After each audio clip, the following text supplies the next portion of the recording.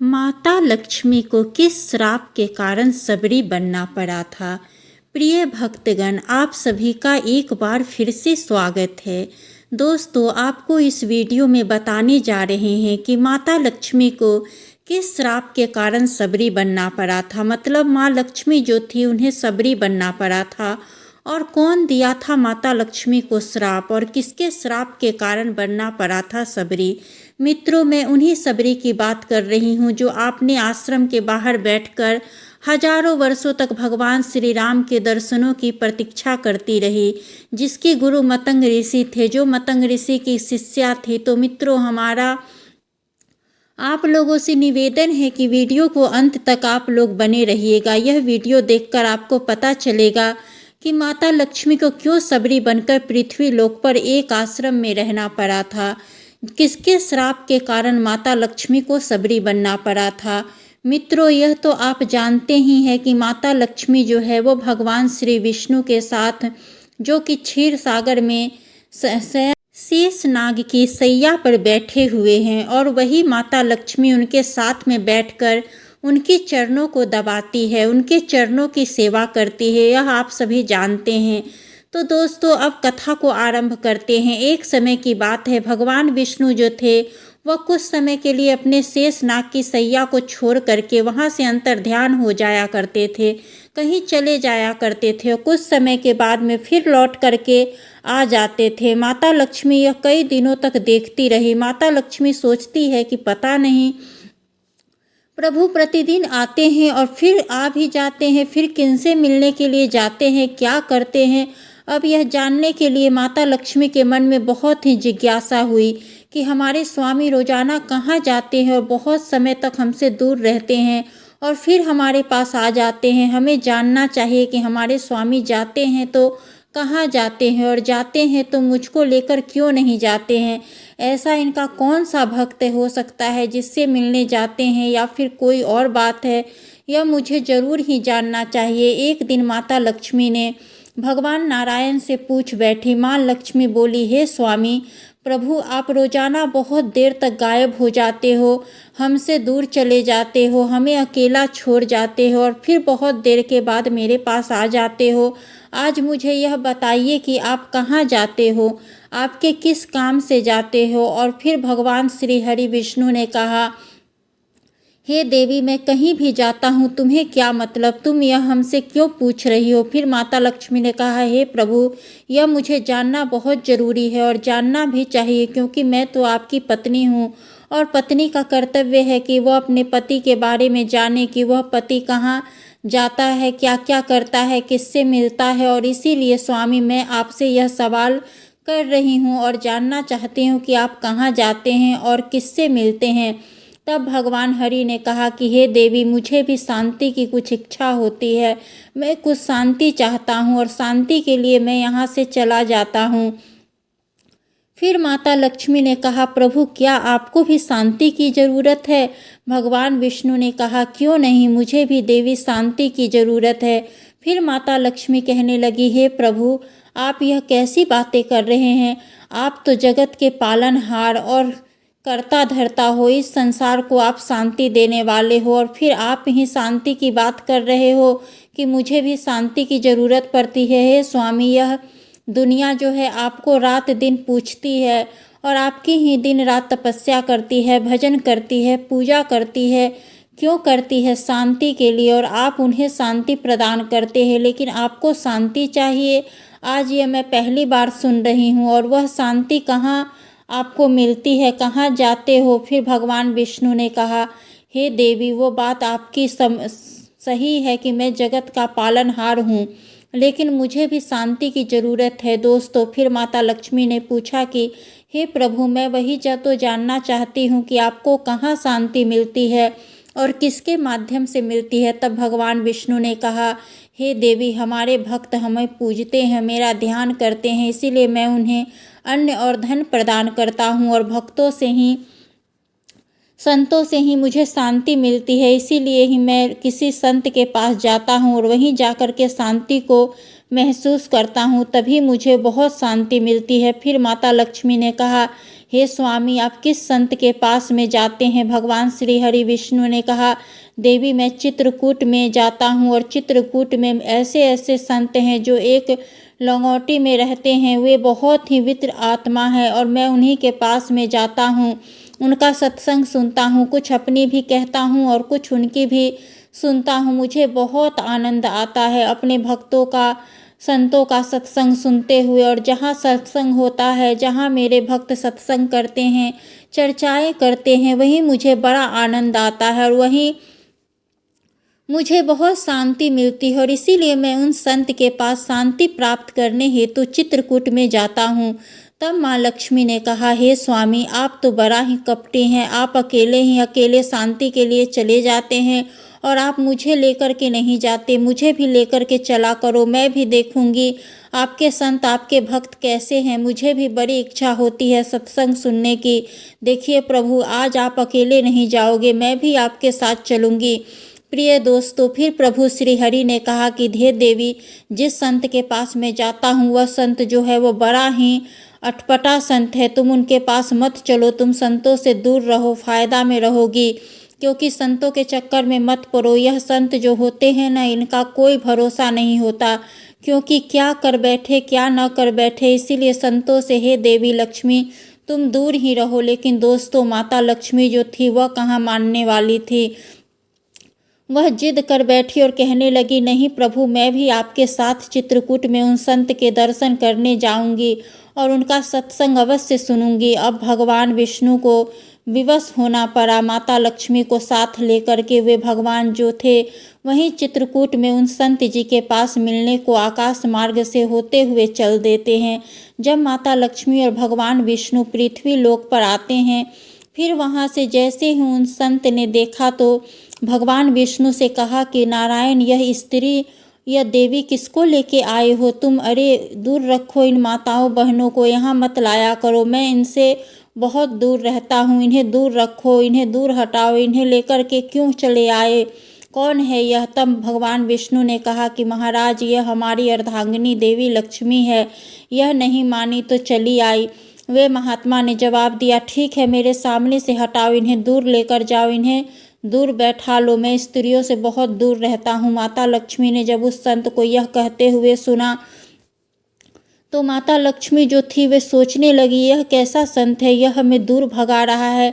मैं तो इसका सत्संग सुनने के लिए आई थी और यह कह रहा है कि दूर भगाओ, दूर हटाओ, मेरे सामने से हटाओ। भगवान ने लक्ष्मी की तरफ इशारा किया और जहाँ बसंत बैठे हुए थे वहाँ बहुत दूर पर, थोड़ी दूर पर एक वृक्ष था। उस वृक्ष के पास में लक्ष्मी के बैठने के लिए भगवान जब इशारा कर देते हैं तो माता लक्ष्मी उसी वृक्ष के पास में आती है। लेकिन संत ने कहा कि इन्हें और दूर हटाओ, तो भगवान ने उस वृक्ष से भी आगे माता लक्ष्मी को बैठा दिया। लेकिन संत ने लक्ष्मी की तरफ देखा नहीं। इसके बाद में संत जी ने कहा कि हे नारायण, तुम यह देवी को क्यों लाए हो? अरे किसी भी स्त्री को, किसी भी देवी को मत लाया करो, मैं इनसे बहुत दूर रहता हूँ। चलिए कोई बात नहीं, जब ले ही आए हो तो इन्हें दूर ही बैठी रहने दो। फिर मित्रों, महात्मा जी जो थे वह सत्संग सुनाने लगते हैं और भगवान हरि जो थे वे सत्संग सुनने लगे और दूर से बैठ कर के माता लक्ष्मी भी सत्संग सुनने लगी। लेकिन उन संत ने माता लक्ष्मी की तरफ देखा नहीं। ऐसा सत्संग सुनाया, ऐसी ऐसी चर्चाएं की कि उस संत ने और भगवान विष्णु ने कि देवी लक्ष्मी को बहुत ही आनंद की अनुभूति हुई, बड़ा ही अच्छा लगा देवी लक्ष्मी को सत्संग सुनकर।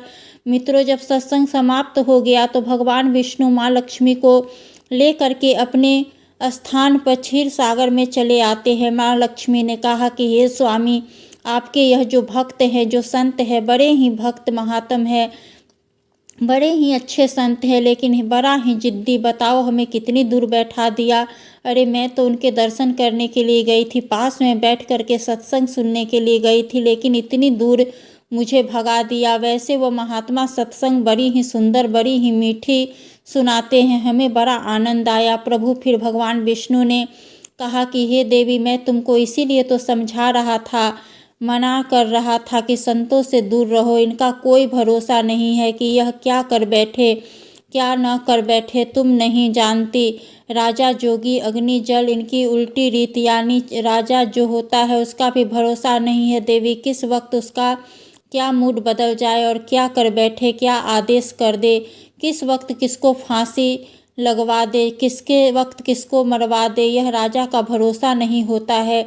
जोगी यानी साधु लोग का भी कोई भरोसा नहीं होता। फिर मित्रों, अगला दिन जब होता है तो माता लक्ष्मी ने फिर कहा कि हे स्वामी, आज भी मैं सत्संग सुनने के लिए चलूँगी। मित्रों, फिर भगवान विष्णु ने बहुत माता लक्ष्मी को समझाया, लेकिन देवी लक्ष्मी कहाँ मानने वाली थी। इसी तरह से भगवान विष्णु के साथ में देवी लक्ष्मी रोजाना जाती है और सत्संग दूर बैठ कर के सुनती है और फिर साथ में चली आती है। बहुत ही आनंद की अनुभूति माता लक्ष्मी को हो रही थी। बड़ा ही आनंद सत्संग में आ रहा था। एक दिन माता लक्ष्मी ने विचार किया कि साधु तो बड़ा क्रोधी मालूम पड़ते हैं, लेकिन है बहुत अच्छे त्यागी। मित्रों, उस संत का त्याग देख करके देवी लक्ष्मी के मन में श्रद्धा उत्पन्न हो गई। कहते हैं ना कि जिस इंसान के अंदर अगर त्याग पैदा होते हैं, उन्हीं की यह संसार पूजा करने लगती है।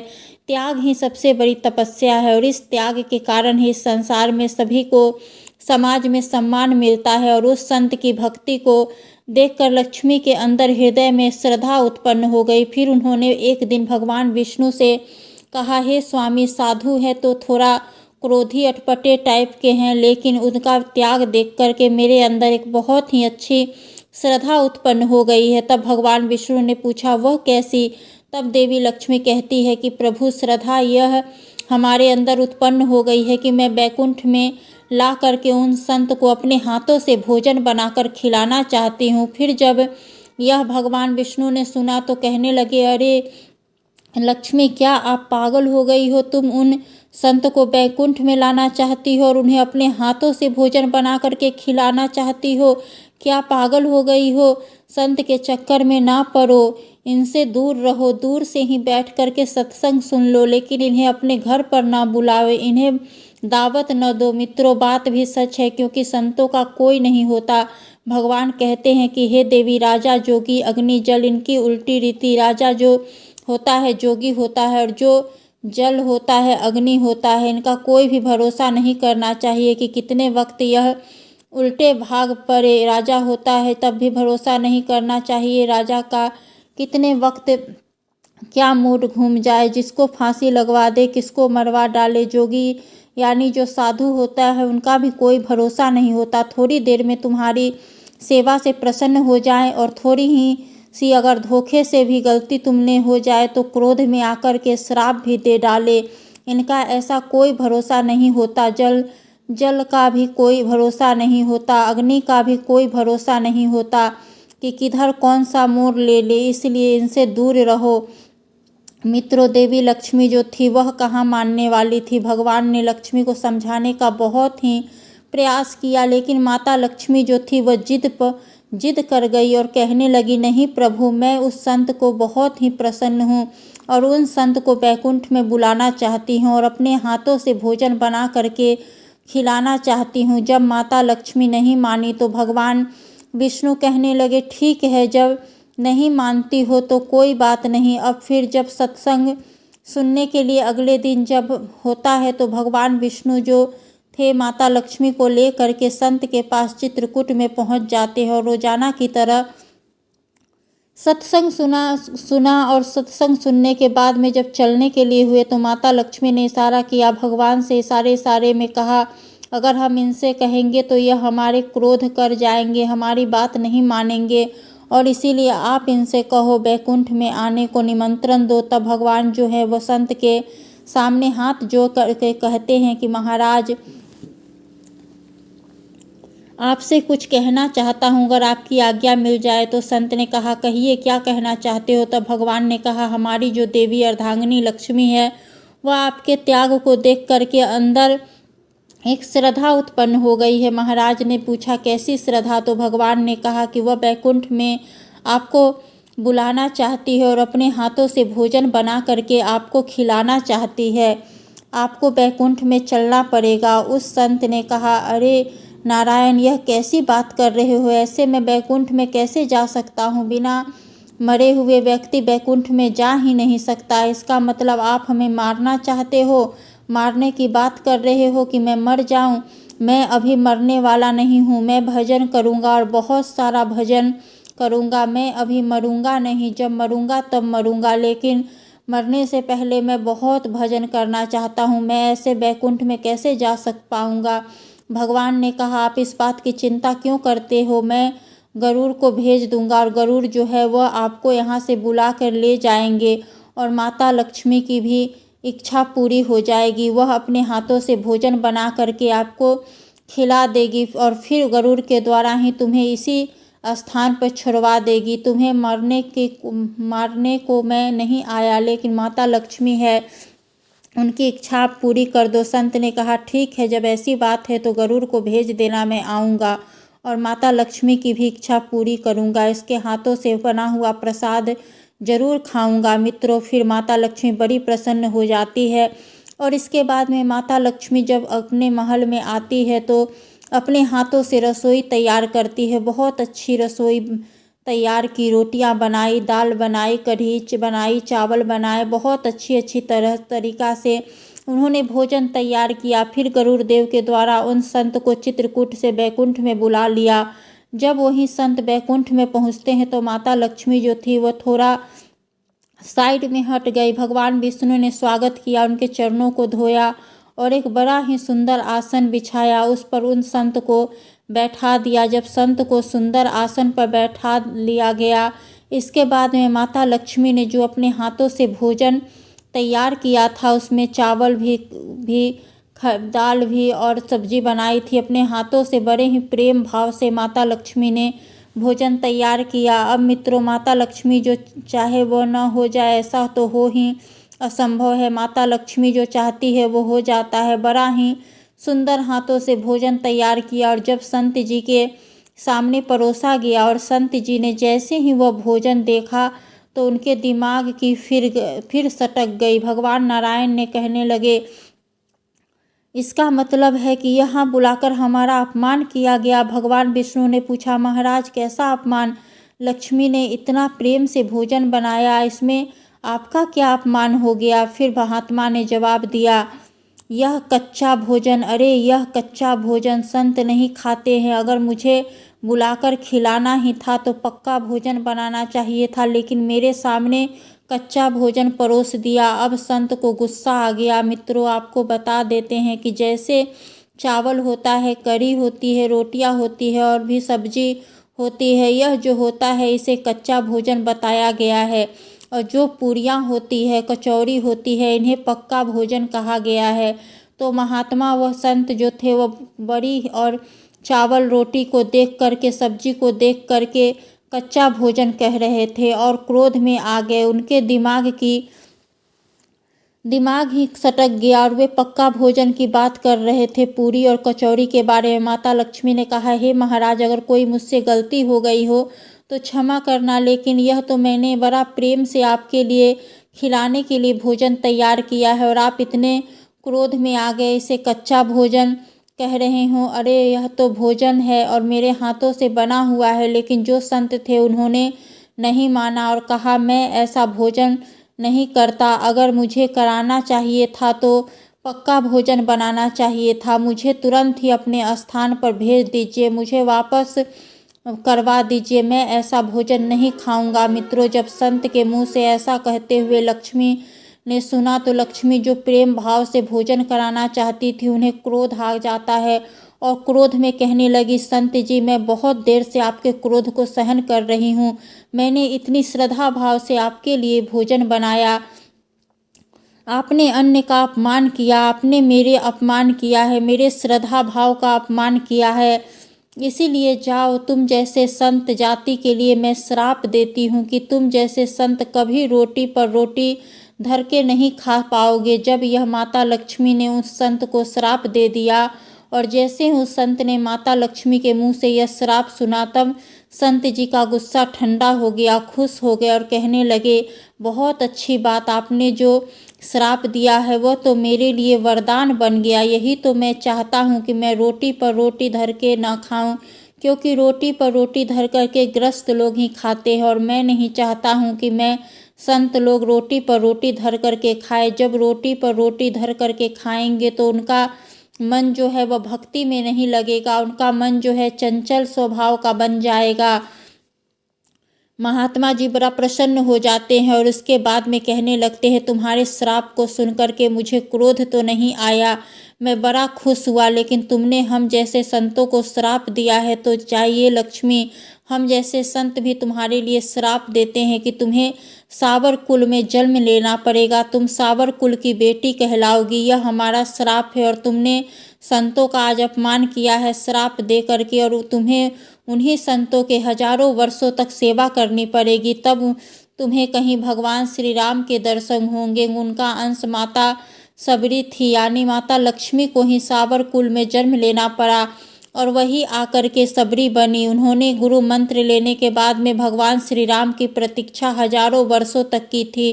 कहते हैं कि मतंग ऋषि को जब गुरु बनाया था, सबरी ने गुरु मंत्र लेने के बाद में 1000 वर्षों तक राम की प्रतीक्षा की थी, संतों की सेवा की थी। 1000 वर्षों के बाद में भगवान श्री राम को जब वनवास होता है और राम जो होते हैं जाते हैं सबरी को दर्शन देने के लिए, सबरी के पास में जब पहुंचते हैं तो सबरी बहुत ही प्रसन्न हो जाती है, राम को देख करके उनका सम्मान करती है, स्वागत करती है। रघुनाथ जी ने कहा कि हे भावनी, सबरी के लिए वहाँ पर भावनी का कहाँ है, क्योंकि माता लक्ष्मी ही सबरी बन गई थी, माता लक्ष्मी का ही अंश सबरी में था, इसीलिए भगवान श्री राम ने कहा था कि हे भावनी। कहते हैं स्त्री को इसलिए सबरी को भावनी कहा था कि मेरी बात सुन, मैं तो केवल एक भक्ति का ही संबंध मानता हूँ और तुमने भक्ति से मुझे पा ही लिया। तो दोस्तों, एक संत के श्राप के कारण माता लक्ष्मी को सावर कुल में जन्म लेना पड़ा और उन्हें सबरी बनना पड़ा था, जिन्हें हजारों साल तक संतों की सेवा करनी पड़ी। फिर कहीं भगवान श्री राम के दर्शन हुए, इसके बाद में सबरी का उद्धार हुआ और उस श्राप से छुटकारा मिला। तो मित्रों, आप जान ही चुके हैं कि किस श्राप के कारण माता लक्ष्मी को सबरी बनना पड़ा था। भक्तगण, अगर यह कथा आप सभी को पसंद आई हो तो कमेंट बॉक्स में जय माँ लक्ष्मी लिख करके वीडियो को लाइक करें और चैनल को सब्सक्राइब करें। वीडियो को पूरा देखने के लिए आप सभी का धन्यवाद।